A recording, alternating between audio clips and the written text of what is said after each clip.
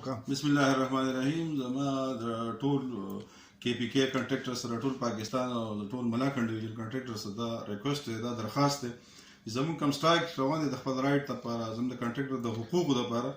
زه هغوی ته درخواست کوم چې یاره هر ډپارټمنټ چې هغوی د ټنډر نه بالکل ګریز وکړي.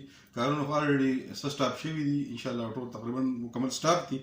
زه هغوی ته ریکوست کوم چې د یو ځای نه بل ځای ته بل دفتر ته بالکل مزه، د یو ډسټرکټ نه بل ډسټرکټ ته بالکل مزه، د یو تحصیل نه بل تحصیل ته بالکل مزه. سټرایک دی کمپلیټلی.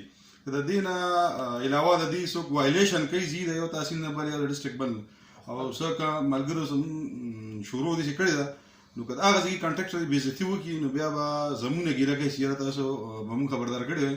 سوال نه پیدا کېږي. سوشل میډیا دا نن سبا الکترونیک میډیا دا ډېر زیات تیز دور دی د هر د انفارمیشن مطابق. نو هر سړی خبر دی، هر سړی دغه دی، خو که څوک زموږ د دې دغه وایلیشن کوي، زموږ بې عزتي کوي، نو که د کنټراکټرز د هغې لوکل کنټراکټرز چې کوم دي هغې بې عزتي وکړه نو د هغې به بیا زموږ نه څوک ګیله نه کوي چې یاره مطلب دی تاسو هم خبر کړي نو.